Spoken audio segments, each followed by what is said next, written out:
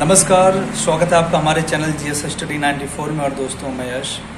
तो दोस्तों, आज हम बात करेंगे जनसत्ता न्यूज़पेपर से लिया गया जो एडिटोरियल है, जिसे आप संपादकीय के नाम से जानते हैं।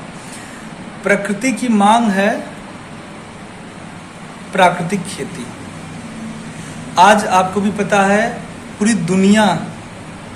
दुनिया जिससे जूझ रही वो है जलवायु परिवर्तन। ठीक, अभी हम लोग तो बहुत अच्छे से हैं भारत जैसे देश में, पर कुछ ऐसे भी देश हैं जिनकी स्थिति बड़ी भयानक हो चुकी है।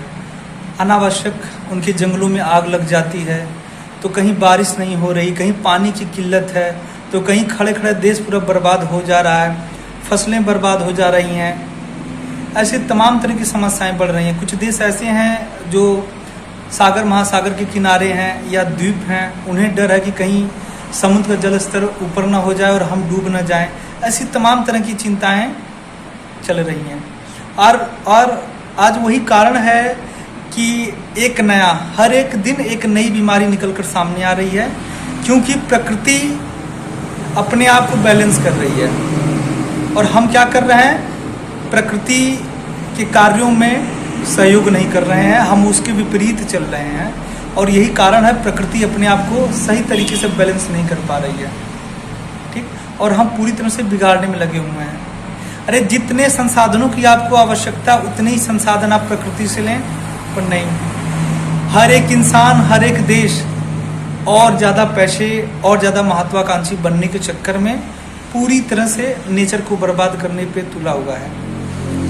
तमाम तरह के प्रोटोकॉल लागू हैं अंतर्राष्ट्रीय जगत में कि हर एक देश को इतना ही कार्बन उत्सर्जन करना है। ठीक, पर चाहे अमेरिका हो, चाहे चाइना हो, चाहे रसिया हो, कौन किसकी बात मान रहा है? लगता है कि ये जो अंतर्राष्ट्रीय समुदाय बनाया गया था कि जो यदि इन मानकों को पूरा नहीं करेगा तो उसके ऊपर तमाम तरह के कुछ भी हो सकता है कि आपको ये देना पड़ेगा, वो देना पड़ेगा। लग रहा है कि सब चीज़ें गलत हैं। सोचिए, 2 साल हो गया रसिया और यूक्रेन का युद्ध। ठीक, तमाम तरह के ऐसे संगठन बने हुए हैं कि एक देश दूसरे देश के ऊपर आक्रमण नहीं करेगा, यदि करेगा तो उसको तमाम तरह के जवाबों का हवाला देना पड़ेगा, उत्तर देना पड़ेगा। उसके ऊपर आर्थिक प्रतिबंध लगाए जाएंगे, सैन्य प्रतिबंध लगाए जाएंगे, तमाम तरह के जो भी होगा, आर्थिक, सैन्य, सब प्रतिबंध लगाया जाएगा। पर अब क्या हो रहा है? कुछ हो रहा है? सारे देश एक दूसरे देश के साथ जो है कि एक्सपोर्ट इंपोर्ट कर रहे हैं एकदम निश्चिंत होकर। तो ये जो 2 साल से युद्ध हो रहा है, इतने रॉकेट लॉन्चर छोड़े जा रहे हैं, इनका प्रदूषण कहाँ जाएगा? कहीं ना कहीं हमारे पर्यावरण को, हमारे वैश्विक तापांतर को ही तो खराब करेगा। और आज हमारे देश का जो किसान है वो क्या कर रहा है? मैं मात्र भारतीय किसानों की बात नहीं कर रहा हूँ, दुनिया में जितने भी किसान हैं मैं सबकी बात कर रहा हूँ। आजकल किसानों का भी दृष्टिकोण बदल गया है। वो पूरी तरह से मार्केट के ऊपर, बाजार के ऊपर निर्भर हो गए हैं। उनको पता है कि जो बाजार का दृष्टिकोण है वो क्या है, ज़्यादा से ज़्यादा मुनाफा। और उस ज़्यादा से ज़्यादा मुनाफा के चक्कर में ये 1 बीघे में या कम ज़मीन में अधिक से अधिक पैदावार चाहते हैं। उसमें गुणवत्ता हो, उनसे कोई मतलब नहीं। उन फसलों का नुकसान हमारे और आपके शरीर पे क्या प्रभाव पड़ेगा, उनसे उनका कोई मतलब नहीं है, क्योंकि बाजार की मांग है। जब बाजार की मांग होगी तो ऐसा करना पड़ेगा। इस वजह से दोस्तों, एक समय था, यही जो हमारी मिट्टी थी, इस मिट्टी में इतना जान था, इसके अंदर इतनी उर्वरा क्षमता थी। एक छोटा सा बीज डाला जाता था, एक बड़ा सा पेड़, एक तना बन जाता था। पर आज स्थिति बहुत दुर्भाग्यपूर्ण है। आज स्थिति इतनी दुर्भाग्यपूर्ण है कि कुछ देश तो इतने सचेत हो गए हैं कि जब आप अपना खाद्यान्न वहाँ भेजेंगे तो उसके बाद वहाँ जांच परीक्षण होता है कि भाई बिना केमिकल के तो आप फसल उगा नहीं सकते हैं आज के डेट में। पर वो देखते हैं कि इसमें कितना है, केमिकल्स वगैरह कितना है, रासायनिक जो आप खेती कर रहे हैं, कहीं मानक से ऊपर तो नहीं है। मानक से ऊपर होने के बाद वही होगा, कहीं हार्ट फेल होगा, कहीं सिरोसिस होगा, कहीं शुगर होगा, कहीं कम उम्र में बाजपन के शिकार होंगे। ऐसे तमाम तरह की दिक्कतें होंगी और हो रही हैं।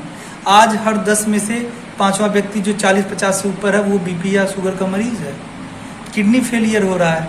पहले जानते थे डायलिसिस वगैरह का नाम सुनते थे पहले कि जो औरतें थीं, जो सी सेक्शन का जो सिजेरियन होता है डिलीवरी के समय, ये होता था नहीं होता था, पर आज स्थिति बहुत दुर्भाग्यपूर्ण हो चुकी है। बिना नॉर्मल डिलीवरी तो इक्का दुक्का जो औरत हैं वो कर रही हैं, जिनकी डाइट बहुत ही बढ़िया है, रिच है, जो फिजिकली स्ट्रांग है, फिजिकली जो है कि फिजिकल एक्टिविटी उनका आज भी है, एक्सरसाइज वगैरह कर रही हैं, ठीक है, वो ही नॉर्मल डिलीवरी दे सकती है। अन्यथा दोस्तों स्थिति बड़ी दुर्भाग्यपूर्ण है। 1-2 बच्चा पैदा करने में महिला की शरीर इतनी जर्जर, इतनी ख़राब होती चली जा रही कि आप सोच नहीं सकते। नहीं तो एक उम्र था, एक समय था, यही महिलाएं 10 से 12 बच्चे आसानी से पैदा करती थी, कुछ भी शरीर पे बहुत ज़्यादा प्रभाव नहीं पड़ता था। पर आज एक बच्चा पैदा करने में बुढ़ी हो जा रही हैं, क्योंकि उनको उस प्रकार से डाइट नहीं दिया जा रहा, खान पीन नहीं दिया जा रहा है, इस वजह से उनकी स्थिति इतनी दयनीय है। सोचिए किसान का मित्र कौन होता था? जो ज़मीन के अंदर छोटे छोटे कीड़े मकोड़े होते थे, केचुआ था या अन्य प्रकार के जो कीड़े होते थे, वो किसान के मित्र हुआ करते थे, ठीक। वो हमेशा जो है मिट्टी को उर्वरक बनाए रखते थे, मिट्टी में ऑक्सीजन का लेवल अच्छा रखते थे। पर आज क्या है, आज हम इतना ज़्यादा केमिकल डाल रहे हैं अपने खेतों के अंदर कि वो पूरी तरह से नष्ट हो गए हैं। उनके नष्ट होने की वजह से आप देख सकते हैं कि खेतों की जो फर्टिलिटी है, जो उर्वरक क्षमता है, वो दिन प्रतिदिन गिरती चली जा रही है, वो कहीं ना कहीं बंजर में तब्दील होता जा रहा है।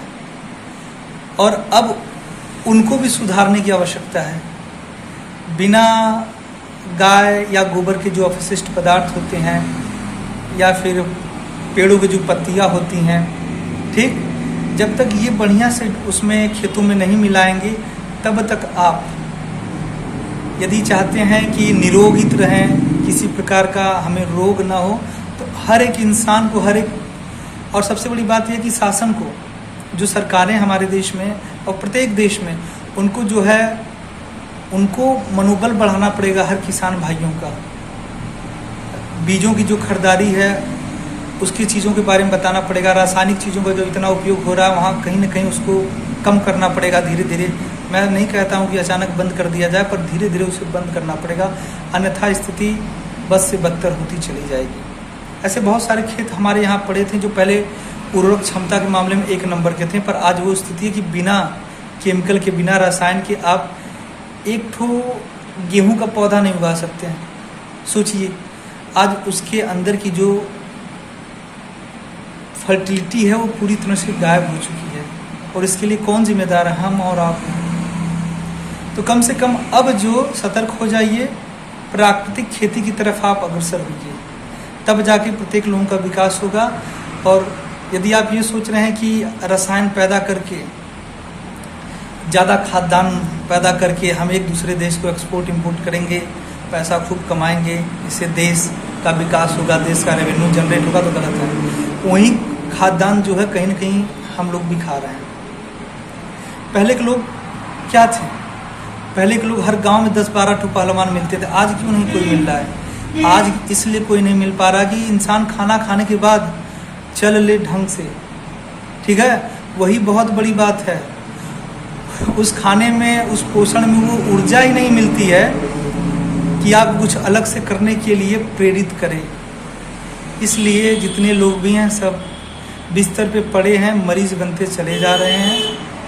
तो दोस्तों मैं बहुत ज़्यादा नहीं कह रहा हूँ, आप लोग शुरू करें 1-2 हिस्से में ही। पहले चारों तरफ से उसे एक दीवार नुमा बनाएं 1-2 फुट का, उसके बाद उसे, उसमें क्या बोलते हैं, गोड़ना जिसको बोलते हैं, खोदना खदना बोलते हैं, उसमें गोबर मिलाएं, ठीक है, अपशिष्ट पदार्थ मिलाएं, और 1-2 बार आप उसमें अपने अनुसार कोई फसल उगा कर देखें और उसका सेवन करके देखें। उसके बाद जो आपके शरीर को, आपके मन को जो लाभ मिलेगा ना, आप दूसरों को भी प्रेरित करेंगे, और आपके परिवार का जो भी सदस्य उसे खाएगा, उसे किसी प्रकार का बॉडी को डैमेज नहीं होगा, नुकसान नहीं होगा।